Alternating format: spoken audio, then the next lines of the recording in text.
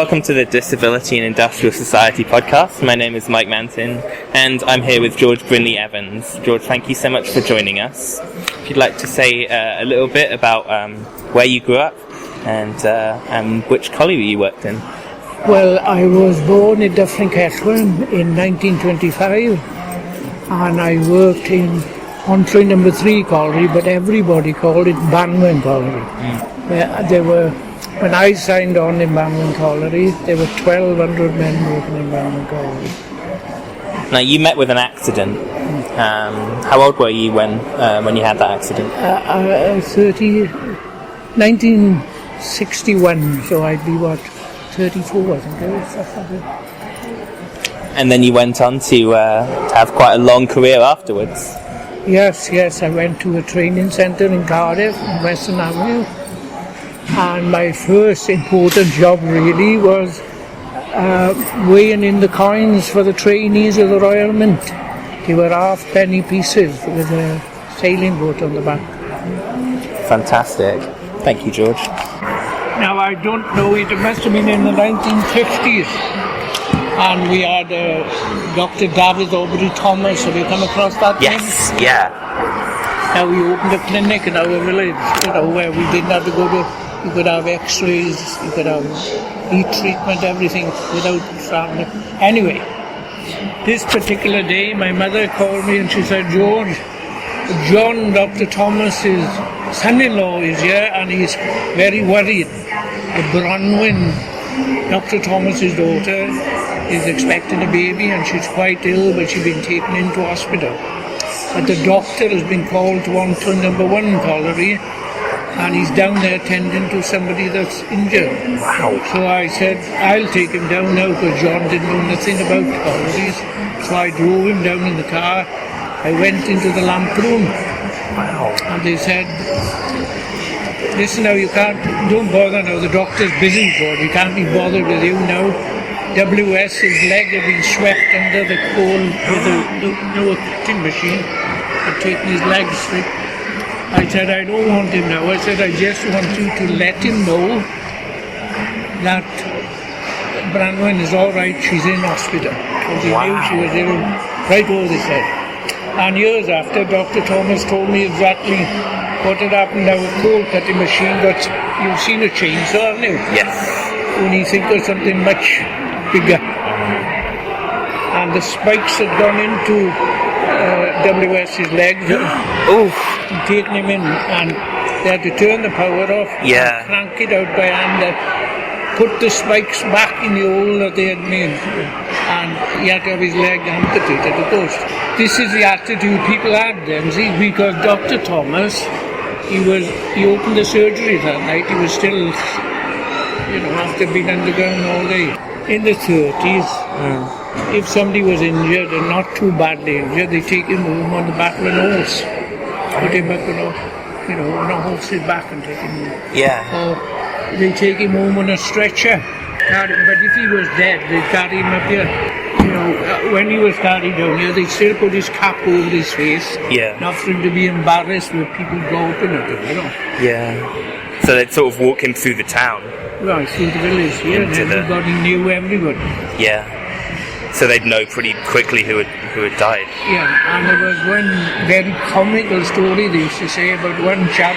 They carried him out all the way out from underground and up to his house up the hill in the village there. And when they got to the gate with the house, he said, hang on lads, he said, I don't want to upset the missus. And he got off the stretcher and they carried him for about a mile. Oh wow. That's amazing. So you must have memories of doctors and miners walking through the village, like getting to the hospital or getting to wherever they needed to go. In one of my books I write about Ernie Beecham, who lived next door to us. He was 19 years of age when he was killed. And big, fine, handsome looking boy. His mother, when he went out to go mine. And in them days, the only people that came to see her was the vicar and the minister.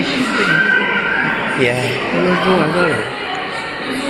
But would the village attend funerals of miners? Would the kind of whole town come together? Oh, and they were very... most of the men that were miners when I was a young man had been soldiers in the First World War. Right, yeah. So they were going to a funeral. If anybody had turned up in brown boots, he would have been a talk of the valley. Really? You know, they were all dress smart, bowler hats, Yeah. black shoes.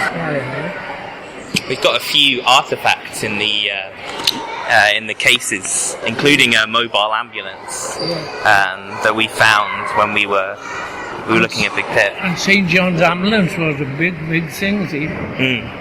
So they had a branch in your coalfield. Oh yeah, well we had a proper unit in the village, and Evans and Bevan, the coal owner, built. Not just ours, he built St. John's ambulance all right through the valley. Okay. And they used to compete. Yeah, the competitions. Yeah. Oh, great. How did you do? Oh, well, the one sum which was in it was very, very good. I imagine it must get pretty competitive with people, taking pride in the... You used to, I can't remember quite, but I think you used to get a shilling a day for carrying an ambulance box. A shilling a day was quite a tiny sum. On top of your wages? Oh, yeah. Because, if you carried it for 6 days, you had 6 shillings. Well, my mother and father lived in a brand new house built by Evans and Bevan. 3 bedrooms, hot and cold water, and a big garden for 12 shillings a week. Yeah. So you got that extra income. That was half the rent of the house. So was there a bit of a scrap to get to be the one that carries the ambulance? No, you just go and tell the manager you carry it, But you had to be a qualified St. John's ambulance man. Yeah. To carry it. How many of your colleagues do you think became qualified in there? Oh, it was quite a big unit, And Evans and Bevan, I could have put it in my pocket and brought it down to show you. In the First World War, all the St. John's ambulance men that volunteered for the Western Front as stretcher bearers were given free of charge 13 tons of coal a year delivered to their house for 5 years. For 5 years all the way. Yeah. Did that ever stop? Did that keep going? No, we were right through the war, They came back and came to work for Evans and Bevan after that. Yeah. Because they had volunteered to go to the Western Front, they were given 13 tons of coal a year free, see? A ton delivered every lunar month, a ton of coal was delivered to the house. And that's almost a kind of reward. Well, he thought they were good men for doing it. But we had a very exceptionally good family looking at our valley was run by the Evans and Bevan families. It was, in the anthracite fields, everybody, even there were the Evans and Bevan family, young people today who they say special needs. Yeah. Now, Bevan, if it was possible to give him a job, he'd give him a job. A simple job. What kind of job? Well, the rollers that spin on the floor. Okay. Going with a big kettle of oil and just doing that all day and every day. Yeah. But they were having a full wage. So there wouldn't be any wage cuts? No. I'd say they wouldn't have to go down and beg some civil servant for money. Yeah. They had money of their own. That's nice. That's a good thing to do. It is. Dignity. The worst thing that you can put a man in is to make him beg for something. Yeah, absolutely. So would it be, say if you were injured, say if you had your leg amputated and you couldn't... Oh yes, if they could find you a job, they'd find you a job, the Evans and Bevan. And nobody was ever evicted, they owned all the houses as well. Okay. And like I told you, my mother lived in a house 12 shillings a week. And that was everything, the rates, everything was in that. And there were people, say they had a spinster daughter and she outlived her mum and dad. So you get to keep the house? Still keep the house at the low rate. Never turned out. And say you were injured and on compensation, you'd still keep the house? Oh yes. One of the panels we've got is about rehabilitation. Do you know anyone that went through the rehabilitation homes and went to Talagan? Well, I didn't go to there. I lost an eye, see. I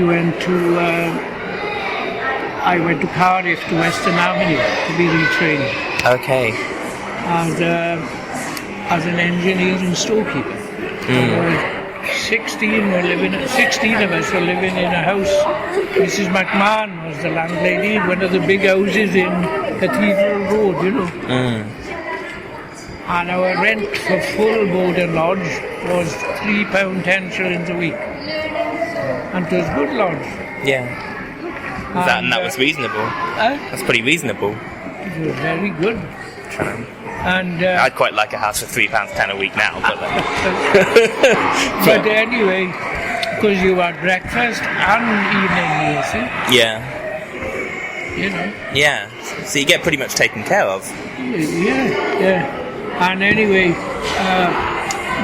I wrote a letter. There was something on about where would our money, British money, made first. And somebody, and I knew it wasn't right, so I wrote a letter to say that the first money minted in Wales was in Western Avenue, Cardiff. Because as a trainee engineer and storekeeper, there were blokes there, you know, injured from ironworks, steelworks, everywhere. And they were training them now to work in the new Royal Mint that was still being built. Yeah. So my first job then in the morning was to collect a bowl of blanks, blank coins, and we had to go through the procedure of security and all that, sign for them, then take them into the machine shop where these lads have been trained to work in the Royal Mint. And at the end of the shift I'd go and collect the bowl, the weigh them, collect them. And you know the old half pennies, you don't remember? I do know them. I don't remember them, but... You? I do know them, yeah. Well, they had a ship on the back. Okay. Oh, yeah, On the tails of them. Well, that's what we were making. I'd weigh them, and they'd be packed and sent to the Royal Mint in the Tower of London. That's what it was. Right. They'd only brought the dies down for the men to teach. But that's where the first money in Wales was made, on Western Avenue, Cardiff. By you? Well, not by me, I used to wait in and out. It's still part of the process. So was everyone else at the factory also, they were from the injuries, but were most of them be injured? Arms off, legs off, you know. Oh. Not just from the mining industry, from the steelworks, because there was a lot of steelworks then, wasn't it, in Britain? Port Talbot and Nevervale and... Okay. Who organised the factories, and how did you get there? I don't know. They had this special thing, didn't they? Employ. Yeah. Know, a lot to do with them. Yeah. So my first job was in the hospital service as an air clerical officer. But the money in the civil service was dreadful. I think I was on about £800 a year. So when an engineering company advertised a job, I went there then. Yeah. Right, so how old would you have been then? Well, I was 35 when I knocked my eye out. So I'd be about 37, I suppose. So how long was it in between you losing your eye and you getting your next job? Oh, about 2.5 years, I expect. Yeah. Because I had quite a very bad infection in the socket. Okay. So that's what kept me off. It was that bad that I forget what they call it now. There's a special name, riders. I remember they were injecting me and I was having shivering fits, you know, to try to kill the infection. Okay. And it was back and forth like that. And you know what? Because the wire that ripped my eye out was filthy dirty. So. Anyway, it's a morbid thing. Anyway, I got on. And then I went to work for engineering companies then, and I landed up with Wimpy. Best employer I ever worked. What were you doing? In the cost office I was then, looking after the cost office. Right. We have I'll show you this, one of the things we've got in the cabinet is B.L. Coombs' original manuscript for these poor hands. I knew Bert well. Oh yeah? Yeah. Did you communicate about your writing? No, well, oddly enough, I wasn't right. My wife used to be the news agent, see? Okay. And Bert used to take the writer, magazine, the writer. All right. And he was old then, and he was living in a small holding outside the village. So on days when it was terribly wet, Peg would say, my wife would say, take Mr. Coombs home, John. That's how I got home. Oh, wow. And there are here's the FaceTime box. Bert used to carry it. And it's pretty small and compact. So your mine would have had. How many of these do you think would have been in each mine? I don't know. When I knocked my eye out, they just put a patch on my eye, underground like, and I walked out about a mile, and then I went into the bath house, Pitted Love, and the old fella who was there was smoking a pipe, and he didn't put his pipe out. He was looking down. Do, George. He said, how did you go and do this? And I said, I'm going to bath first, so I had a shower with my head out, like he put a patch on my eye and out of my eye. So then I drove down to the doctor's then. So you drove by yourself? Well, my cousin was with me, and he said, I'll drive, George. But when he got in, I had a Volvo car and the gear lever was on the steering wheel. Oh, George, he said, I can't manage. Oh, so I jumped in and drive. So down we went, and the doctor was fuming. He see me getting out of the car. He said, there's an ambulance on the way here for you, he said. I'm not And going you made your own way. I'm not going anywhere, I said, until I go home to see Peggy. So there was poor little John Gibbons, he's dead now. He went, John, can you drive? Yes, drive this clown home, he said. And then I was taken to Swansea, the old hospital, you see. Okay, yeah.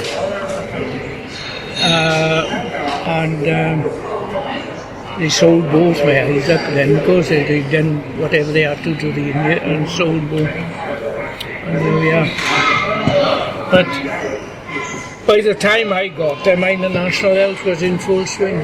Yeah. Otherwise, I would have been dead. And if it wasn't for the treatment of them. Oh, yeah. And this is Bert's? That's not Bert's. That's not Bert's, but that's his manuscript there. Oh, I Scribbled over. I got all this for the university, see. Oh, okay, yeah. I was in, see Alan Richards, and he said to me, can you get, what about Bert's beer, George, do you think? So I went down to see his grandson. And I said, it'll still belong to you, only they want it in the university. I do. So the following week then, Alan didn't drive, he only drove a motorbike. Oh. So I drove Alan down then, and he had all this box, and that's how it landed up in Swansea University. Oh, well, thank you for that. We've got a lot of use for that. It's been restored. It was almost unusable for a while, but we... Well, it had been up in the attic. It was wet. Yeah. It was damp and everything. Yeah. It's marvellous. It's actually been rescued. Yeah. And if we hadn't gone down, it would never come from there, I don't suppose. Well, thank you. Yeah. We're very grateful. Well, Alan decided, asked me what I asked, and I asked him, fair play. The boys, the young man who did it, his photo is with his grandfather up there. Ah, brilliant. I think his grandfather got him up in his arms. I knew Bert well. That's fantastic. In fact, I wrote a short story about him. The man who stayed away in it. So what's that illustrated London News about? Well, we chose this to illustrate the family side of life in the coalfields, and we found this one from 1873 of a miner in a strike, and it's supposed to be the interior of a collier's cottage. Oh, and some of the coal owners were dreadful. You take Prescott, when I remember Prescott, look, I'm old enough to remember Prescott. I was I was 9 years of age when Prescott happened. Really? But I remember reading about it, but now I found out more of the history. All the men that were killed, when they mothers and their wives or they paid, they'd all been cropped up until the time they were killed. Really? Yeah. Oh wow. I mean, it sounds like you remember your colliery quite fondly, but it sounds like there's a lot of others. They were. Well, you take the worst explosion of the lot, was it? Sengeno. What did he find? 40 pounds. Yeah. And even Aberfan, not dealt with properly. We never had any. We had nasty accidents. Well, no, you heard of Boyce, what's his name? The singer? Max Boyce, yeah. His father was killed in our colony. Oh, really? I remember the day, yeah. It was a beautiful, real fine sunny day, and my father said to me, George, go up and see if David's all right. And I jumped on my push bike now and I went up to the and I got as far as the Federation shed, and the boy shouted, George, where are you going? I went up to see if my brother David's all right. Your brother David is all right. So will you clear off, they said. And when you were told in them days to clear off, you would clear off, yeah. We have a section about compensation. Well, compensation, it was a strange thing now even. I remember after I had to go down, I was on compensation now, and then I was sent for, like you do, every often they examine you, don't they? And I went down, and I don't know, did this doctor have a little thing against coal miners or what? But I had the papers as well, and I could see a nucleation, and that means removal of an eye. When I sat down, he said to me in a very hoity-toity, now then, he said, how much vision have you got in that eye? And I said in the most pleasant voice I could manage, it's an artificial eye, doctor. Go and see the clerk, he said, and get you bus fare. And when about a week or two later, I'd been cropped about 20% of my Indian. I had to go to a tribunal. Well, not me. The NUM took me to a tribunal. There was about 9 of us there, steel workers and me. And there were QCs. God, they must have cost the earth. QCs? Yeah. Wow. And then he came to me, George Brinley Evans, and the man from the ministry got up and he said, oh, no. Mr. Evans is to have his money back, he said, or whatever. So afterwards he came on to me, I'm sorry about this, he said, no, you wouldn't, this was about 6 months after, all the money that I hadn't had, I couldn't have. I'd only be paid from then.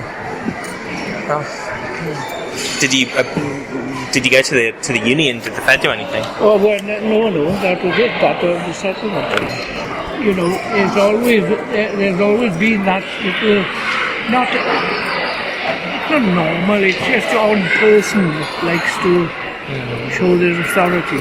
Yeah. You get it now, don't you? Absolutely. Yeah. I mean, and there's not much you can do about it. But in general, I was treated very good, very well. That's excellent. How many doctors did you have to go through when you applied for compensation? Only my own doctor, and then you had to go to the compensation doctor. Well, then I had my eye out, and of course I had this terrible infection. I couldn't be fitted with a glass eye for ages because of the infection in the socket, see. And were you on compensation that time? Yeah. And before you went back. So, and mind, there's a big difference because in the olden days, see, they used to have nothing, did they? The only time was when they cropped me that money. And that was only for about 6 months. Yeah. The rest of it was pretty decent dealings. Yeah, well, the NUM stood in for me then. Oh, good. And they got it back to me. Yeah. And, did you go through your local kind of lodge compensation department? Yeah.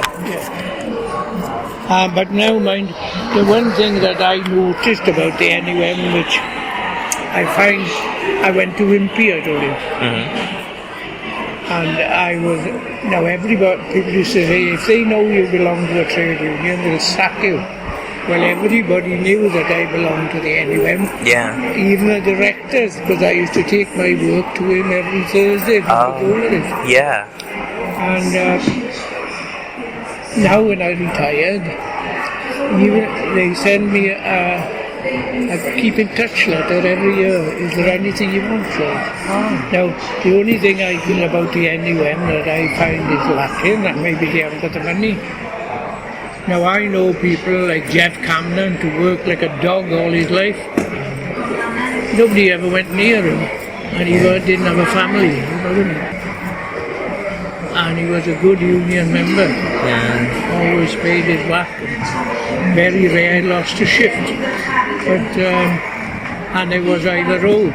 His wife had dementia, and Ivor was a communist. But he believed in communism, see. He used to work from gong to gong, he never used to stop. Yeah. And his wife had dementia, but nobody ever came to help him. Yeah. Because he used to walk down to see his daughter, and he'd always come in the garden to have a chat with me, you know. And he was a big fella like you know, he wasn't but he never used to say, and he never grumbled about nobody ever come to see him, man. No. I knew from the way he was talking that nobody was going to see him. Yeah.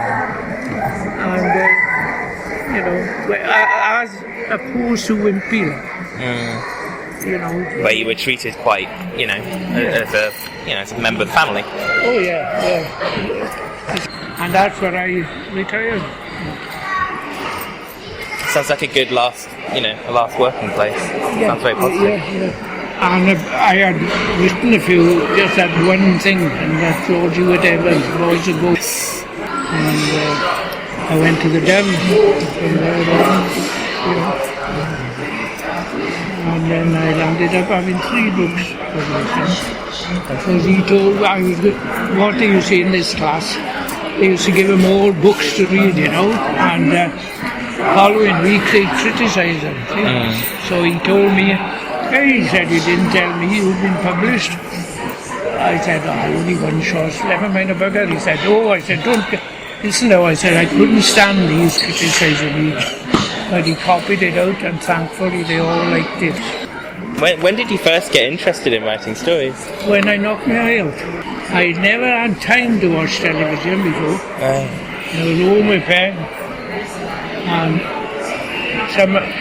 I grew up moaning, and Peg said, George, you're spoiling it for everybody else. She said, if you think you can do any better, try writing something. So I wrote this thing in longhand. And Peg had a niece to come up, Carol typed it, and I wouldn't send it away. See, you know, I thought, I don't want nobody telling me what a load of rubbish this is, you know. So after a couple of months, Peggy gave me a letter from the BBC. She said, look, here's a letter for you. And it was from a man called Harry Green, who was a very famous scriptwriter.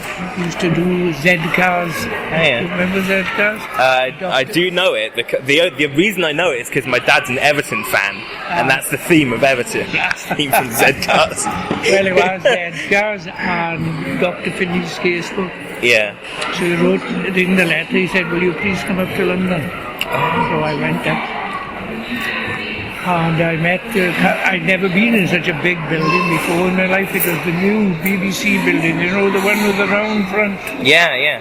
Broadcasting House. And I met the cast of this. And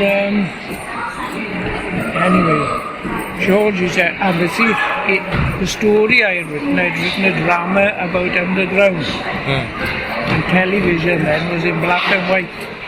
Now how thick can you get? Yeah. So he said, George, this is the best thing we've had for ages and ages. Take it home and put it between 2 cardboard covers. So I went home now and I got, and of course I had to show Dr. Thomas because he had arranged for, what's his name, a friend who was a filmmaker to meet me in London because I still didn't have an eye, just a patch on my eye. And Anyway, no, we'll have to have a second opinion, George, he said. We'll send it off to ITV, and they've just started there. Sent it off, and I had a letter then from Kitty Black, the head of drama, for will you come to London, George? She was at South Africa. So that's why I went. And they used to broadcast things live then. And there was a play in the afternoon called Boyd QC. So I went into the control room with her now, watching Boyd QC, and quite a famous British actor was the leading part, I forget his name now.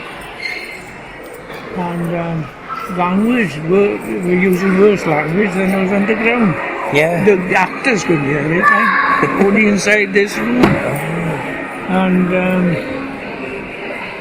when we came out, she said, listen, little George, if you come up to London and work here in the studios, you'll understand what a camera can and can't do. Cameras weren't that sophisticated. And when I was going home in the train, I thought, good God, there's me sitting here, and Peggy's working her socks off, 2 little boys, and running a business. So I didn't tell anybody about that, and when Peg went out the following day, I took him up the garden and I burnt a lot of them. Oh, wow. And that's how it's just too much, I guess. Yeah. That's how I landed up in Cardiff in the training centre. I went up to see the doctor and I said, you couldn't get me in. And when George got this infection, it's never mind. So anyway, I got into the training centre. Yeah, that's an incredible week. You must have been exhausted after all that. But you've got to be lucky in the right people. Now, Dr. Thomas was the mainstay. Because he was a brilliant scholar, he had the first in Oxford and God knows what. And it was Dr. Thomas that knew George Evans. They'd been in university together, see? And he told George Evans about my writing. One thing goes to another. Yeah. It's a bit of a change. Because as a collier, I didn't know anybody.